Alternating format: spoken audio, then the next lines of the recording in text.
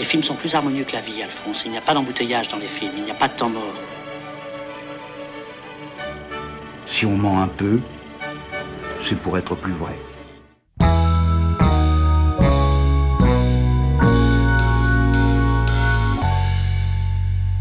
Après avoir fait mon premier film, il y a on va dire le seul producteur qui m'a contacté, s'appelle Masashi Wada et il est japonais et j'étais finalement très content que le seul producteur qui me contacte français soit un japonais.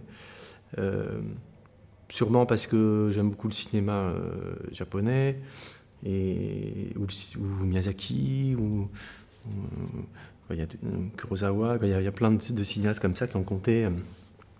Et donc ce producteur japonais est venu me voir et il me dit qu'il aimerait qu'on fasse un film ensemble. Et moi je réfléchissais à l'époque, je voulais faire un film qui parlait de comment les gens étaient un peu perdus par rapport aux sentiments amoureux, le couple, avoir des enfants, ne pas en avoir, les difficultés même pour en avoir. Moi, c'était une période où je voulais avoir un enfant, un troisième, j'ai deux grands-enfants, et je me demandais si ça allait marcher. Je voyais plein de gens qui avaient du mal autour de moi. Du coup, j'avais découvert que la qualité du sperme à Paris a baissé de 40% en 10 ans, à cause des rejets médicamenteux dans l'eau. Donc je m'intéressais un peu à tout ça. Et puis, un peu par hasard, je suis tombé sur une vidéo d'un poisson robot qui nageait dans l'océan. Et ça m'a complètement fasciné parce que je pense que j'ai une propension depuis mon enfance à être très attiré par la science-fiction et les robots. J'ai tout de suite quelque chose qui s'allume dans l'œil quand il y a un petit peu de science-fiction quelque part. Et donc je vois ce poisson robot et je me dis mais qui pilote ce poisson robot, pourquoi on fait des poissons robots. Donc je découvre qu'il y a plein de scientifiques, que c'est des biologistes ou des physiciens et qu'il y a plein d'équipes dans le monde qui travaillent sur les poissons robots. Et je vois plein de vidéos de poissons robots, je découvre qu'on en utilise pour guider des bancs de poissons, pour faire des prélèvements, pour étudier la vitesse de déplacement, des anguilles robots.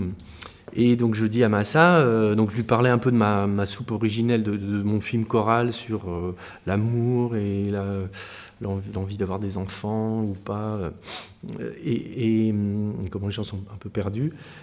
Et je lui parle de ce je dis oui, ce serait, j'ai une idée d'un personnage qui serait physicien et qui travaille sur les dysfonctionnements de la sexualité des poissons et les mutations des espèces sous-marines à l'aide d'un poisson robot. Et lui-même a des problèmes, aimerait avoir un enfant, mais a des problèmes avec les femmes. Il n'a pas fait l'amour depuis des années, il est assez dépressif et un peu traumatisé parce que sa femme l'a quitté.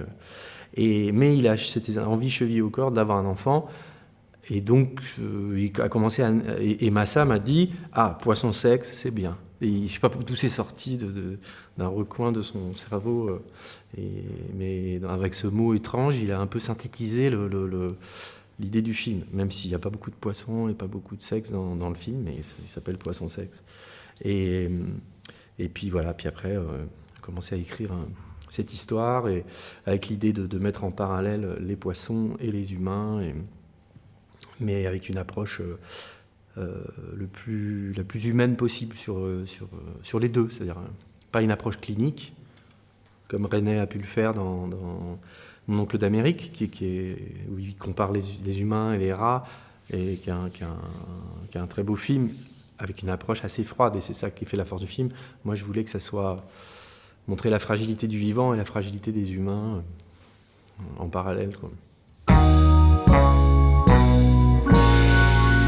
Le choix, ça a été d'abord India, il y a des années de ça, parce que j'ai vu un court-métrage dans lequel elle était, et je me suis dit, ah mais c'est elle, je sais pas, il y a quelque chose, qu'est-ce que j'ai aimé, sa voix, Il y a quelque chose qui m'a touché chez elle et je pense que c'est aussi ce que j'aime beaucoup chez elle et qui est dans le film, c'est qu'elle change d'humeur très rapidement. C'est-à-dire elle peut être très douce et puis tout d'un coup, elle se retire complètement et elle met une espèce de distance.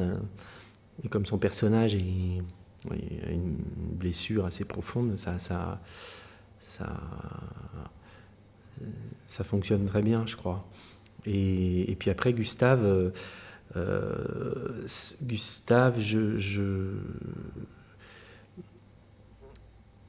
pour ma première référence que j'avais pour le personnage de Daniel, du physicien, c'était une photo de Peter Jackson en train de tourner Le Seigneur des Anneaux. Et j'avais mis cette photo, et il est là, il a une barbe, des lunettes, il transpire, on voit qu'il est en train de souffrir dans la montagne, de tourner son film infernal. Et sur cette photo, il a vraiment une tête un peu de scientifique, de cette manière de s'habiller de manière pratique, sans faire très, très gaffe, et d'être obsédé par quelque chose. Je pense d'ailleurs qu'on a des points communs, parce que d'ailleurs les scientifiques que je représente dans le film, je me suis beaucoup renseigné, même si le film paraît complètement loufoque, en fait tout est vrai, je suis parti que de choses vraies, et les scientifiques ils sont obsédés pendant des années, et en l'occurrence ils filment des poissons et l'activité cérébrale des poissons, donc il y a ce côté complètement... Oui, un processus qui dure des années et où on est obsédé par une petite chose. Et un film, c'est ça finalement. Et donc il y avait cette photo de Peter Jackson et il y avait aussi le chef du laboratoire du CNRS, le directeur. J'ai collaboré avec le CNRS et donc il s'appelle Didier et il ressemble aussi un peu à Peter Jackson et à Gustave, quoi. Donc j'ai demandé à Gustave de se laisser pousser la barbe, de porter des lunettes qui sont un peu les mêmes que celles de Peter Jackson sur cette photo et les mêmes que Didier, le directeur du CNRS.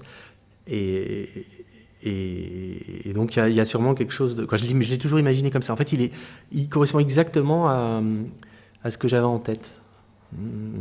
Et puis après, il a amené aussi cette chose. Il a un jeu à la fois très sobre et très humain, je trouve, là, je suis content parce que je vois que les gens sont touchés par les personnages et sont emmenés dans l'histoire. Et ça repose beaucoup sur lui, parce qu'il est quasiment de tous les plans. Mais ouais, il a une présence très...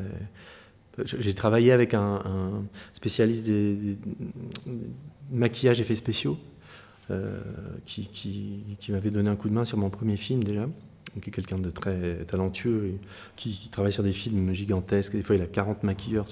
Et amicalement, je ne sais pas pourquoi, à chaque fois, il me donne un coup de main. Et donc, il m'a aidé à travailler sur India et Daniel, sur des petites transformations, donc on lui a blondi un peu les cheveux, Gustave, puisqu'il a vécu en Californie avant, et c'est quelqu'un qui continue à aimer aller au bord de la mer, et qui vit dans un endroit où il y a des surfeurs, qui lui rappelle un peu son paradis perdu, la Californie, là où il travaillait avant. Et puis on a décidé quelle barbe, et ce Dominique Colladan, donc qui est cet homme avec qui j'ai collaboré. Et il me disait, tu sais, il n'y en a pas beaucoup des mecs comme ça. Quand il l'a rencontré, il m'a dit, mais tu sais, à part Depardieu, là, t'as quelqu'un, vraiment, c'est rare. Et puis, Dominique, c'est quelqu'un qui dit rien, il regarde, et ça m'a, quand il m'a dit ça, j'étais content, ça m'a conforté dans le choix, mais c'est vrai qu'il a une présence assez rare, quoi. Sans en faire beaucoup, il remplit le cadre et puis il n'y a pas d'ironie dans son jeu. C'est des imageries qui m'ont été fournies par donc mon ami Georges de Brejas, qui a été conseiller scientifique du film, qui est donc physicien, qui travaille sur l'activité cérébrale des poissons zèbres. Et toute cette imagerie vient c'est des choses qu'ils ont filmées, eux. Un des microscopes avec lequel travaille Georges, et c'est proprement hallucinant. Ils ont mis 1 an à le construire. Je crois que il vaut 1 million d'euros. Je dis peut-être des bêtises, mais c'est un microscope qui ressemble à un mécano et qui est en mouvement, et qui donc donne l'impression au poisson qu'il est dans l'eau, et ils le mettent dans un gel transparent. Donc il peut bouger un peu les nageoires, mais il est fixe, et ça leur permet de filmer le poisson, son cerveau, parce qu'en fait on utilise les poissons zèbres en laboratoire parce qu'ils ont un cerveau tout petit, et donc on peut le filmer en entier et voir comment réagit la totalité du cerveau du poisson à la lumière. Alors qu'une souris, par exemple, c'est impossible de filmer son cerveau, c'est déjà énorme, on ne peut pas le filmer en entier. Donc ils ont ce microscope qui crée une sorte de réalité virtuelle qui fait que le poisson a l'impression d'être dans une rivière ou dans la mer. Et en même temps, il lui balance de la lumière, donc il voit comment dans son cerveau, qu'est-ce qui se passe, comment il réagit à la lumière, qu'est-ce qui fait qu'il décide de... Et notamment, ils travaillent sur ça leur permet d'observer la stabilisation des yeux, qu'est-ce qui fait que... Et nous, les humains, on a le même genre de système, ce qui nous permet de lire dans le train, par exemple. Et donc, ce microscope est assez fascinant. Et avec une partie de bricolage, parce qu'à chaque fois ils inventent quelque chose qui n'existe pas, ils ne le commandent pas chez Darty, il faut qu'ils l'inventent. Méliès, c'est le premier à avoir bricolé, mais aussi parce qu'on n'a pas de pétrole, mais on a des idées, on ne peut pas accéder aux moyens du cinéma américain, donc on se débrouille avec ce qu'on a. Et puis aussi, c'est la base. Moi, j'ai appris à faire des films avec mes copains de manière totalement autodidacte. Et je pense que c'est ce qui m'a plu. De se dire, tiens, qu'est-ce qu'on a ? On n'a rien. On a un frisbee, 2 raquettes de badminton. Tiens, mets-toi le frisbee sur la capuche. T'es un super-héros. On fait un film. C'est comme ça que j'ai commencé à faire des films. Et puis, j'ai pas fait d'école de cinéma, donc j'y connais rien en caméra, en objectif, donc forcément ça part d'une forme de bricolage. Alors à force, j'ai commencé à en savoir un peu plus, mais puis à travailler avec des gens surtout qui savent servir d'une caméra, mais c'est peut-être quelque chose de français aussi. Pendant longtemps, moi, j'ai rêvé d'aller à Hollywood, faire des films, et voilà, parce que forcément le cinéma américain, c'est toujours des films américains que j'ai envie de voir, ou asiatiques. Dès que je vois une bande-annonce dans l'espace, je suis oui, j'ai envie d'y aller, quoi. Mais finalement, je suis pas parti. Parce que j'ai eu des enfants, et puis voilà, je préférais être avec eux. Mais je regrette pas, parce que j'aime bien me confronter aussi à la France et à ça.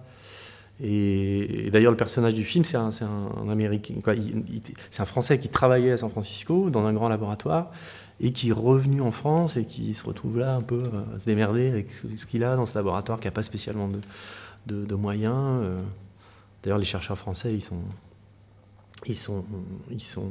y a des chasseurs de tête, ils partent aux États-Unis, on leur propose des fortunes pour partir là-bas, et ils démantèlent complètement la recherche française, et notamment sur l'intelligence artificielle. Tous les chercheurs partent bosser là-bas. Et donc moi, je suis resté. Dans la première version du scénario, c'était un poisson. Et puis j'ai une copine, Isabelle Ribota, avec qui je travaillais sur une série d'anticipation qui s'appelait Le Bidule, qu'on faisait ensemble. Et donc j'aime beaucoup Isabelle et Didier, avec qui je travaillais à l'époque. Bref, elle me dit, mais tu sais, est-ce que tu as déjà vu ce que c'est un axolote ? Et donc elle m'a montré des photos.